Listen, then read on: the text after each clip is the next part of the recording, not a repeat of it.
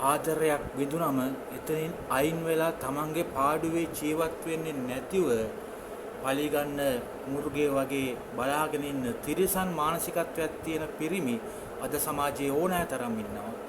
ඒත් තමන්ව ප්‍රතික්ෂේප කරපු කෙල්ලට රිද්දන්න ඒ කෙල්ල මේ ලෝකේ වැඩියෙන් ආදරය කරන තමන්ගේ තාත්තගේ චරිතය ඝාතනය කරලා තාත්තයි දුවයි අතර තියෙන පූජනීය විශ්වාසයේ කුඩුපට්ටම් කළා දාපු මේ කතාව අද ස්මාර්ට් ෆෝන් පාවිච්චි කරන හැම තරුණියක්ම අහන්නට ඕන කතාවක්. සඳුනි කියන්නේ තාත්තට පණටත් වඩා ආදරය කරපු අහිංසක ගෑනු ළමයෙක්. එය කසුන් එක්ක අවුරුදු දෙකක ආදර සම්බන්ධතාවයක් පවත්වාගෙන ගියා. ඒත් කසුන්ගේ තියෙන අධික සැකය මත්ද්‍රව්‍ය භාවිතයට ඇබ්බැහි වීම සහ මානසික වදදීම් දරා ගන්න බැරිම තැන සඳුනි ඒ සම්බන්ධය සම්පූර්ණයෙන්ම නතර කරා.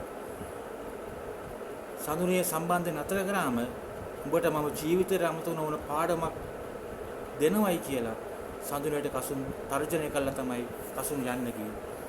මාස කිහිපයක් ගෙවිලා ගියාට පස්සේ එක පාරටම සඳුනිගේ Facebook messages එකට message එකක් ආවා.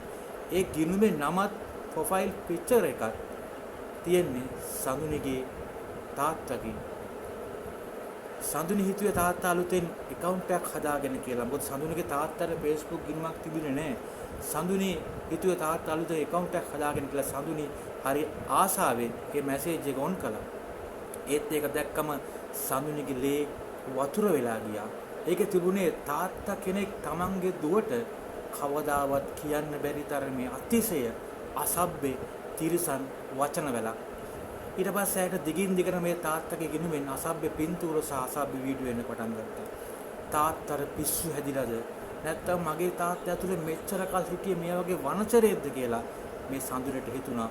මොකුත් හිතා ගන්න බැරිම තැන ඇය කාමරයට වෙලා දවස් ගාණක් නොකා නොබී ඇඬුවා.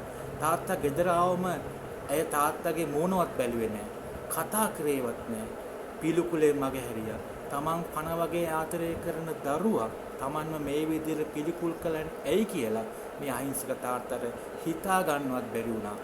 මේ අතර සඳුනිගේ හොඳම යාළුවන්ටත් අර ගිණුමෙන් අසභ්‍ය මැසේජ් යන්න ගත්තා. සඳුනිගේ තාත්තා මහා වනචර මිනිහෙක් කියලා සඳුනිගේ යාළුවෝ සඳුනිව කොන් කරන්න ගත්තා. සඳුනිට මේක දරා ගන්න බැරිම තැන සඳුනි ගිහිල්ලා ළමා හා කාන්තා කාර්යාංශයේ මේ සම්බන්ධව පැමිණිල්ලක් කරා. ඒ වෙලාවේ පොලිසියෙන් ඇවිල්ලා මේ අහිංසක තාත්තව උදල්ගෙන අරන් ගියේ මුළු ගමටම ලොකු ඕනම්බුවක් කරලායි. ඒත් පරිගණ අපරාධ අංශයේ ඒ Facebook ගිණුමේ IP ඇඩ්‍රස් එක පරීක්ෂා කිරීමේදී තමයි ඇත්ත එළියට ආවේ. ඒ ගිණුම හදලා තියෙන්නේ සඳුනේ ගෙදර ඉඳන් නෙවෙයි කිලෝමීටර් ගාණක් ඈත තියෙන කසුන්ගේ ගෙදර ඉඳලා. ඒ අනුව පොලිසිය විමර්ශන ආරම්භ කරන්න පටන් ගත්තා. කසුන්න පොලිසියෙන් අත්අඩංගුවට ගනිද්දි සයිබර් කැෆේ එකක් ඇතුලේ ඉඳන් කසුන් අර ගිණුමෙන් තවත් කෙල්ලන්ට මැසේජ් ආවව තමයි හිටියේ. Tamanව ප්‍රතික්ෂේප කරපු කෙල්ලගේ ලෝකයේම කඩලා දාන්න ඇගේ වීරියා වුණු තමන්ගේ තාත්තව සැක කරන තැනටපත් කරන්න මේ තිරිසන් පෙම්වතා කරපු මේ මහා අපරාධය එදා පොලිසිය ඉදිරියේ දිගහැරුණා. ඇත්ත දැනගත්තම සඳුනි පොලිසිය ඇතුළෙම හඬා වැළපෙලා දුවගෙන ඇවිල්ලා අර අහිංසක තාත්තගේ කකුල් දෙක ළඟ වැඳ වැටිලා තාත්තට වැඳලා කෑ ගහලා ඇඬුවා. ඒත් මේ වගේ සයිබර් අපරාධයක් නිසා තාත්තගේ දුවගේ හිතවල වුණු ඒ මානසික තුවාලය කවදා සනීප කරන්න පුළුවන් වෙයිද? හිතලා බලන්න මොහොතකට. ටෙක්නොලොජි එක දියුණු වෙන්න මිනිසුන්ගේ තිරසන්කම එන්නම දියුණු වෙලා තමන්ගේ ආදරේ නැතුණ කෙල්ලගේ ෆොටෝ ලීක් කරන්න එයාගේ දෙමව්පියන්ගේ නම විකුණන මේ වගේ මුර්ගයන්ට අපේ සමාජයෙන් ඉඩක් තියන්න බෑ.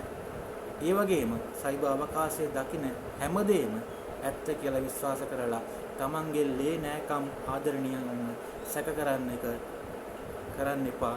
ඒ ගැන දෙපාරක් හිතන්න මේ කතාව ලොකු පාඩමක්. බිඳුණු ආදරේ පරිගැනීමක් විදියට දුවගේම තාත්තගේ නමින් මේ වගේ පහත් වැඩක් කරපු මේ තරුණයාට දෙන්න ඕනේ දඩුවම මොකද්ද කියලා ඔබ තීරණය කරන්න.